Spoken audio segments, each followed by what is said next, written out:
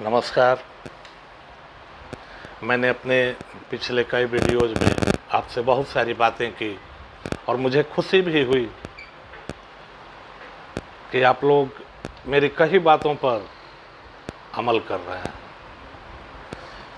मेरा मकसद है कि हमारे समाज में बच्चे संस्कारवान हों, हमारे समाज में बच्चे आदर्शवादी बने, बच्चे पढ़ाई के प्रति अपने अंदर जागरूकता लाएं।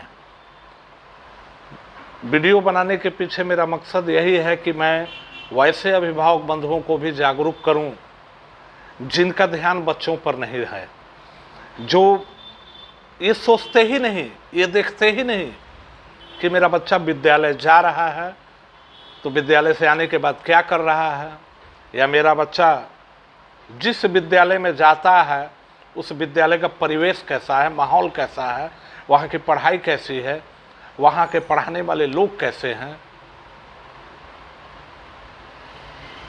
अभिभावक बंधुओं से मेरा अनुरोध है कि थोड़ा सा इन सब चीज़ों पर भी, इन सब बातों पर भी आप केयर करें, तो मुझे लगता है कि आप एक बेहतर भविष्य अपने बच्चों को दे सकते हैं। अभी एक अभिभावक बंधु ही थे जिन्होंने मुझसे एक बात कही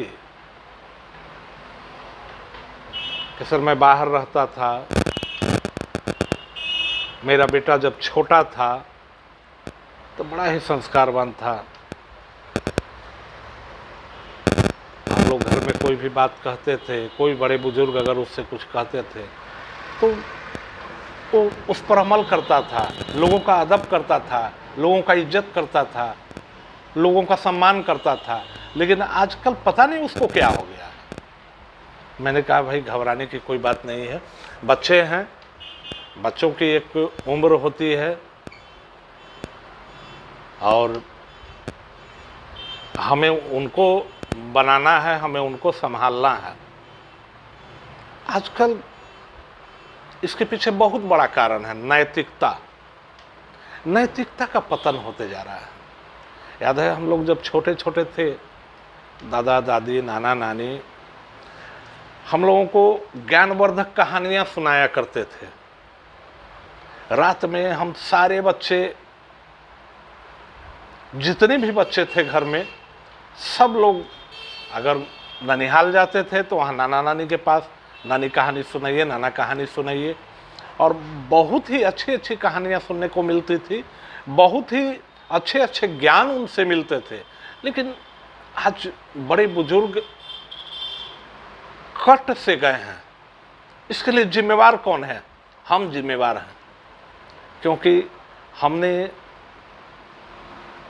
बुजुर्गों का, हमारे समाज ने, सारे लोग तो नहीं, लेकिन आज बुजुर्गों का वैल्यू खत्म होते जा रहा है।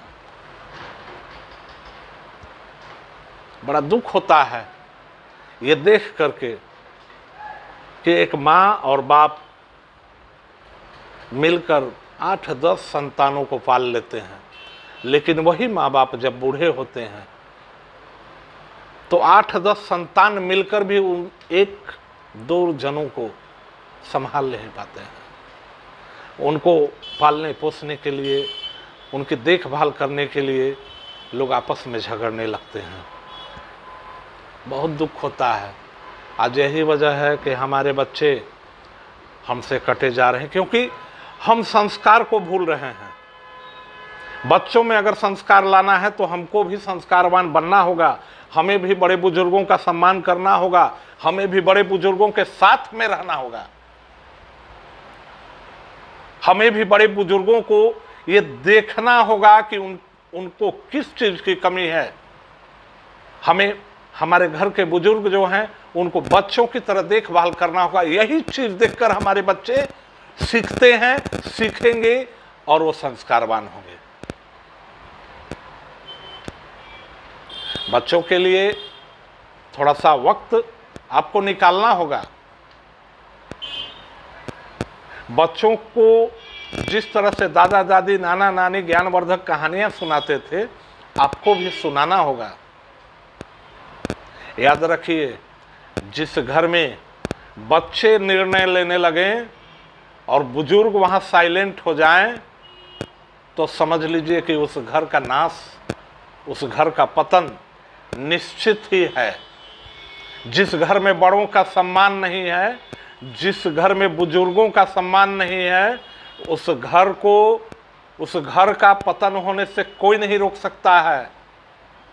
मेरा आपसे आग्रह है कि पहले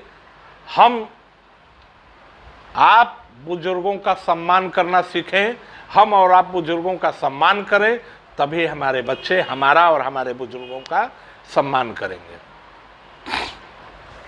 साथियों, बोलने के क्रम में तो मैं बहुत कुछ बोल जाता हूं, लेकिन क्या करूं, कहीं कहीं ऐसी घटनाएं देखने को मिल जाती हैं कि देख करके दिमाग डिस्टर्ब हो जाता है।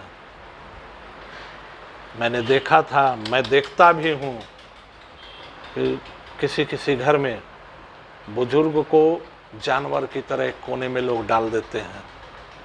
ये सब नहीं होना चाहिए। माँ बाप बूढ़े हो जाते हैं तो उनके पास कोई बैठने वाला नहीं रहता है। ये सब नहीं होना चाहिए। माँ बाप जब लाचार हो जाते हैं तो उनकी देखभाल करने वाला कोई नहीं रहता है। ये सब नहीं होना चाहिए। अगर हम बुजुर्गों की आत्मा को ठेस पहुंचाते हैं तो सोच लीजिए कि हमको जीवन में कभी सुख नहीं मिल सकता है, कभी चैन नहीं मिल सकता है।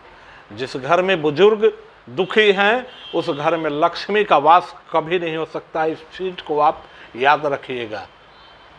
आज के वीडियो में मैं बस इतना ही कहूँगा, लेकिन अगला वीडियो, मेरा आगे वाला जो वीडियो आएगा, बड़ा ही मोटिवेशनल होगा, बहुत ही सीरियस होगा। उसको भी आप जरूर देखिएगा और इस वीडियो को भी देखिएगा और इसको शेयर कीजिएगा, ताकि हमारे थोड़े से प्रयास से अगर कोई सुधर जाता है, आपके थोड़े से प्रयास से अगर हमारे समाज के लोग सुधर जाते हैं, हमारा समाज सुधर जाता है, तो ये हमारे लिए बहुत बड़ी उपलब्धि होगी। इसी के साथ मैं विदा ले रहा हूँ इस वीडियो में। नमस्कार।